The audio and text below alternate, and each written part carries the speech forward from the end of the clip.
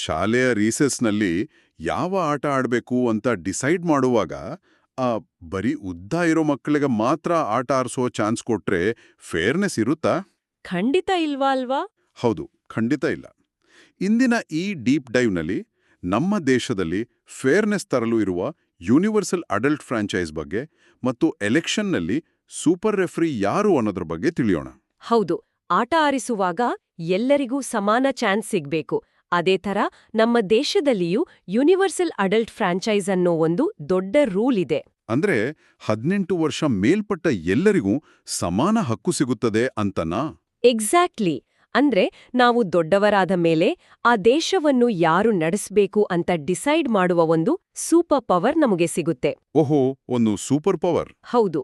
1947ಗಿಂತ ಮುಂಚೆ ಅಂದ್ರೆ ಬ್ರಿಟಿಷರ ಕಾಲದಲ್ಲಿ ನಮ್ಮಲ್ಲಿ ಬರೀ ಶ್ರೀಮಂತರಿಗೆ ಮಾತ್ರ ವೋಟ್ ಮಾಡುವ ಅವಕಾಶ ಇತ್ತು. ಓ, ಕೇವಲ ಶ್ರೀಮಂತರಿಗೆ ಮಾತ್ರನಾ? ಹೌದು, ಅದಕ್ಕೆ ಲಿಮಿಟೆಡ್ ಫ್ರಾಂಚೈಸ್ ಅಂತಿದ್ರು. ಆದ್ರೆ ಈಗ ಎಲ್ಲರಿಗೂ ಸಫ್ರೇಜ್ ಅಂದ್ರೆ ವೋಟ್ ಮಾಡುವ ಹಕ್ಕು ಇದೆ. ವಾವ್, ಇದು ಒಳ್ಳೇದು.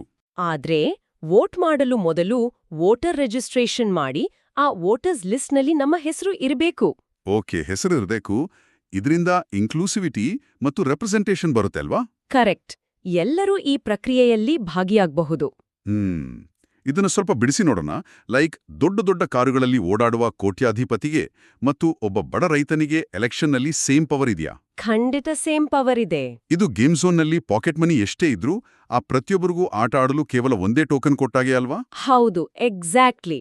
ಈ ಪವರಿಂದಾನೇ ಲೀಡರ್ಗಳು ಬರೀ ಶ್ರೀಮಂತರನಷ್ಟೇ ಅಲ್ಲ, ಬಡವರಿಗೂ ಒಳ್ಳೆ ಕೆಲ್ಸ ಮಾಡ್ಲೇಬೇಕು.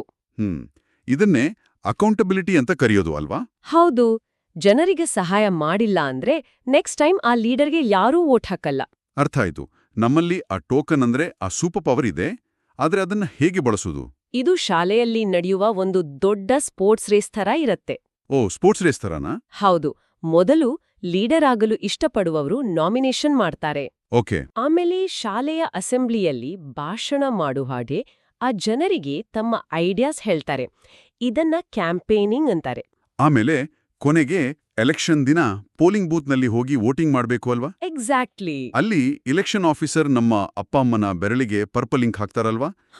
ಅದನ್ನ ನಾನು ನೋಡಿದೀನಿ. ಹೌದು, ಅದು ವೋಟ್ ಮಾಡಿದ್ದಕ್ಕೆ ಒಂದು ಗುರುತು. ಆದ್ರೆ ಅವರು ಮೆಷಿನ್ನಲ್ಲಿ ಬಟನ್ ಒತ್ತಿದಾಗ ಅವ್ರು ಯಾರಿಗೆ ವೋಟ್ ಹಾಕಿದ್ದಾರೆ ಅಂತ ಪಕ್ಕದಲ್ಲಿರುವ ಯಾರಿಗೂ ಗೊತ್ತಾಗಲ್ವಾ? ಇಲ್ಲ, ಯಾರಿಗೂ ಗೊತ್ತಾಗಲ್ಲ. ಅಲ್ಲಿ ಸೀಕ್ರೆಟ್ ಬ್ಯಾಲೆಟ್ ಇರುತ್ತೆ. ಓ, ಸೀಕ್ರೆಟ್ ಬ್ಯಾಲೆಟ್. ಹೌದು, ಯಾರಿಗೆ ವೋಟ್ ಹಾಕಿದ್ವಿ ಅಂತ ಸಂಪೂರ್ಣ ಸೀಕ್ರೆಟ್ ಆಗಿಡಬಹುದು. ಒಂದು ವೇಳೆ ನಮಗೆ ಯಾವ ಲೀಡರ್ ಕೂಡ ಇಷ್ಟ ಇಲ್ಲ ಅಂದ್ರೆ ಆಗ ನೋಟಾ ಅಂದ್ರೆ none of the above button ಕೂಡ ಬಳಸಬಹುದು. ವಾವ್, ನನಗೊಂದು ದೊಡ್ಡ ಡೌಟ್ ಇದೆ. ನಾವೀಗ ಇವಿಎಂ ಅಂದ್ರೆ ಎಲೆಕ್ಟ್ರಾನಿಕ್ ವೋಟಿಂಗ್ ಮಷೀನ್ ಯೂಸ್ ಮಾಡ್ತೀವಿ. ಹೌದು. ಆದ್ರೆ ನನ್ನ ವಿಡಿಯೋ ಗೇಮ್ ಹ್ಯಾಂಗ್ ಆಗೋ ಹಾಗೆ ಆ ಮೆಷೀನ್ ಏನಾದ್ರೂ ತಪ್ಪು ಮಾಡಿದ್ರೆ ಏನ್ ಮಾಡೋದು? ನಾವು ಒತ್ತಿದ ಬಟನ್ ಬಿಟ್ಟು ಆ ಬೇರೆ ಯಾರಿಗೋ ವೋಟ್ ಹೋದ್ರೆ? ಆ ಭಯ ಖಂಡಿತ ಬೇಡ. ಅದಕ್ಕಿಂದೆ ನಮಗೆ ವಿವಿಪಿಎಟಿ ಮಷೀನ್ ಹೆಲ್ಪ್ ಮಾಡುವುದು. ವಿವಿಪಿಎಟಿ ಮಷೀನ್ ಅಂದ್ರೆ ಏನು?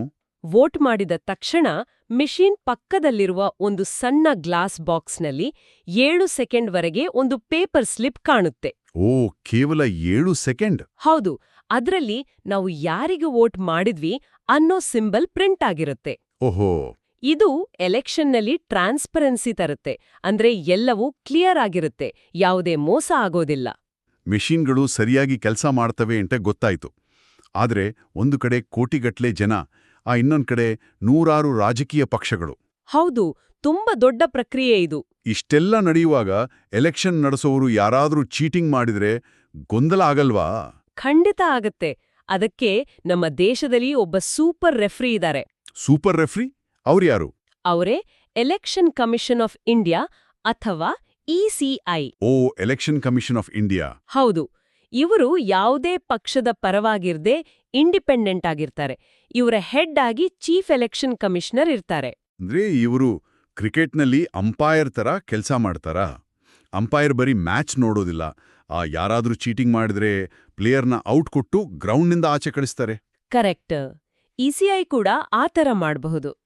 ಇವರು ಮಾಡೆಲ್ ಕೋಡ್ ಆಫ್ ಕಂಡಕ್ಟ್ ಅಥವಾ ಎಂಸಿಸಿ ಅನ್ನೋ ಒಂದು ರೂಲ್ ಬುಕ್ ಫಾಲೋ ಮಾಡ್ತಾರೆ. ಓಕೆ, ಅಂದ್ರೆ ಲೀಡರ್ಗಳು ಸುಳ್ಳು ಪ್ರಾಮಿಸ್ ಮಾಡಿದ್ರೆ ಅಥವಾ ಜನರಿಗೆ ದುಡ್ಡು ಕೊಟ್ಟು ವೋಟ್ ಕೇಳಿದ್ರೆ ಇಸಿಐ ಅವರನ್ನ ಎಲೆಕ್ಷನ್ನಿಂದಾನೇ ಆಚೆ ಹಾಕಬಹುದು.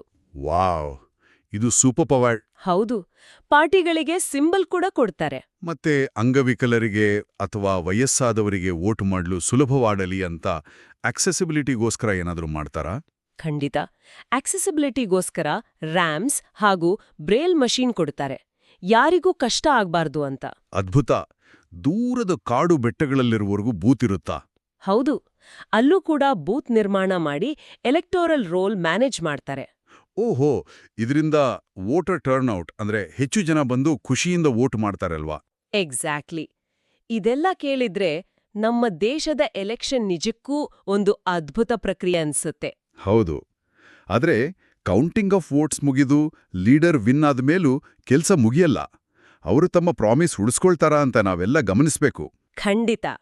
ವೋಟಿಂಗ್ ಅನ್ನೋದು ನಮ್ಮ ದೇಶನ ಸೇಫ್ ಆಗಿಡುವ ಒಂದು ದೊಡ್ಡ ಜವಾಬ್ದಾರಿ. ಹಾಗಾದ್ರೆ 18 ವರ್ಷಕ್ಕಿಂತ ಚಿಕ್ಕ ಮಕ್ಕಳಿಗೆ ಒಂದು ಸಲ ವೋಟ್ ಮಾಡೋ ಅವಕಾಶ ಸಿಕ್ಕ್ರೆ ತಮ್ಮ ಏರಿಯಾದಲ್ಲಿ ಯಾವ ಹೊಸ ರೂಲ್ ತರಲು ಅವ್ರು ವೋಟ್ ಮಾಡ್ಬೋದು? ಊಟದ ಜೊತೆ ದಿನ ಐಸ್ ಕ್ರೀಮ್ ಸಿಗ್ಬೇಕು ಅಂತನಾ? ಇದನ್ನೊಮ್ಮೆ ಯೋಚಿಸಿ.